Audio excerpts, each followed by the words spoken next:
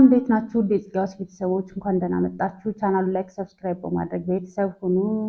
እንግዲህ ለብዙዎች ሀሳቢ እንዲደርስ ሼር አድርጉልኝ። አንዷ ከክፍለ ሀገር ወደ አዲስ አበባ መጥታ እዚያ ግብታ በትዳር እየኖረች በመሀል እህቷን እንድትማር ፈልጋ ከክፍለ ሀገር ወደ አዲስ አበባ ይዛት ትመጣና አብረው መኖር ጀመሩ።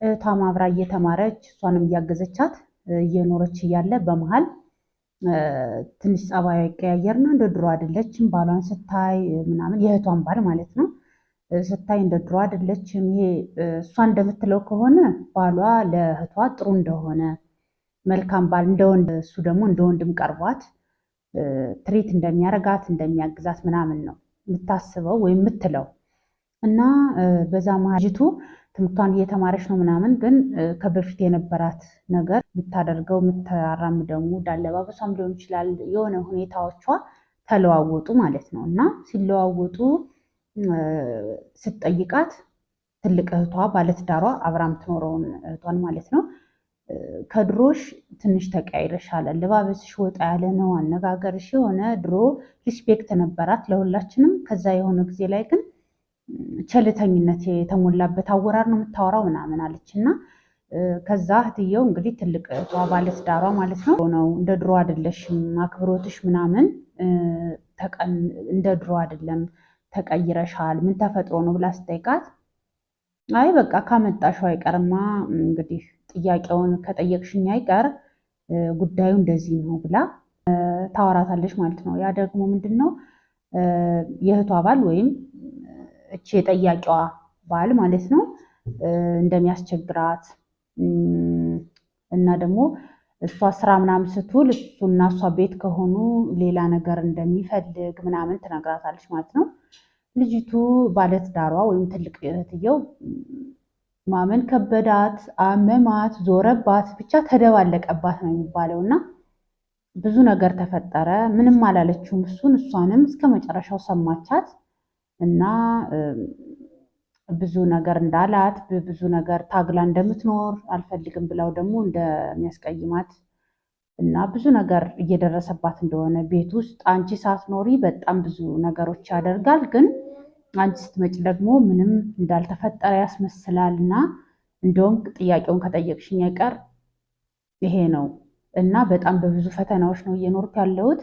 እንደውም ቀድመሽ ጠየቅሽኝ እንጂ እኔ በቃ ትምህርቴን አቋርጬ ወደ ቤተሰቦች ክፍለ ሀገር ልመለስ ነበረ። በቃ ትምህርቱን ይቅርብኝ እንደዚህ አይነት ህይወት ከምኖር ብላ ነገረቻት። ትልቅ እህትየውም ወይም ባለትዳሯ ትንሽ ተጠራጠረችም፣ አመማትም፣ ጨንቋታልም፣ ደብሯታልም።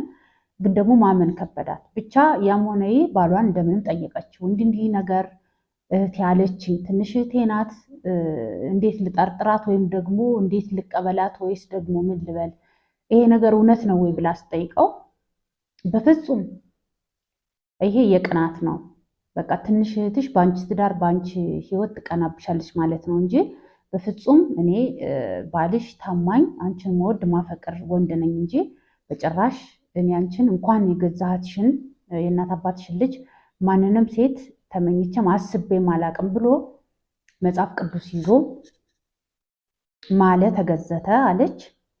ከዛ መሐላው መጽሐፍ ቅዱስ ይዞ ተንበርክኮ አልቅሶ ምናምን ዋይ ዋይ ብሎ ብቻ በፍጹም እንዴት ትጠረጥርኛለሽ? እኔ እንኳን እህትሽን ሌላ ሴት እንኳን አላይም፣ በስራ በጓደኞቼ ስንዝናና እንኳን የሆነ ነገር ሲሉ በፍጹም አስቤው አላቅም በጭራሽ። አንቺን በጣም ነው ማፈቅርሽ መወድሽ፣ ስለዚህ ከአንቺ ምን ጎሎ ብሎ እየየ ብሎ መጽሐፍ ቅዱስ ይዞ ማለ። ከዛም በቃ ስለዚህ እውነቱን ሊሆን ይችላል ብላ ባሏን አመነችና እህቷን ጠርጥራ ወደ ክፍለ ሀገር ላከቻት። በቃ አልፈልግም ሂጅልኝ ወደ ቤተሰቦች በቃና ትዳሬን ሰላሜን አግኝቼ ትዳሬን ልምራበት ብላ ወደ ቤተሰቦቿ ላከቻት ልጅቱን ማለት ነው። ትምህርቷ ተቋርጦ ልጅቱም በነበረባት ጫና እሺ ብላ ኧረ ይሻለኛል ከዚህ ከሚጨነቅ ባልሽን ካመንሽ እንግዲህ ትዳርሽ ይስመርልሽ እኔ ከምሬ ነው ግን አንቺ ካልሽ ብላ እህትየውም ትታት ወደ ቤተሰቦቿ ተመለሰች ማለት ነው። እህትየው እያለች አልወለደችም አላረገዘችም ነበር። ስራ እየሰራች ነው። ውጭ ሁሉም ስራ ይውላሉ፣ ማታ ነው የሚገናኙት። እረፍት ሲኖራቸው አብረው እንጆ እያደረጋሉ ምናምን። ብቻ በዚህ ሁኔታ እች ልጅ ከቆይታ በኋላ አረገዘች፣ ወለደች። ወልዳ ቤት ቁጭ ብላ ልጇን እየተንከባከበች አራስ ናት። በመሃል እሱ ስራ ውሎ ምናምን ብቻ እዛ ቤት ውስጥ ሆነው ስልኩን ትቶ በሚሄድበት ሰዓት ምናምን ስልኩ ቴክስት ያለች ስልክ ይደወላል ምናምን እና ያን ነገር ማየት ስትጀምር ምልክቱ መጣ። ምንድነው የሚለው ቴክስቱ? ጠፋህ፣ ወዴት ነህ፣ እንዴት ነህ፣ አንገናኝም ወይ፣ መቼ ነው የምትመጣው ምናምን አይነት ነገር ነው። ስልክ ይደወላል። ስታነሳ ሄሎ ምናምን ስትል እሷ ናት።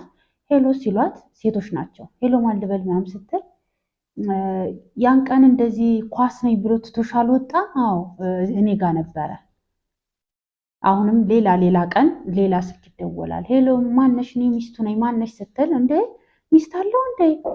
እኔ እኮ በባለፈው እዚህ ቦታ ልሄድ ነው ብሎ እንደዚህ ያላለሽም? አዎ እዚህ እኔ ጋር ነበረ። የተለያዩ ስልኮች መደወል ጀመሩ። ቴክስቶች ታያለች ምናምን።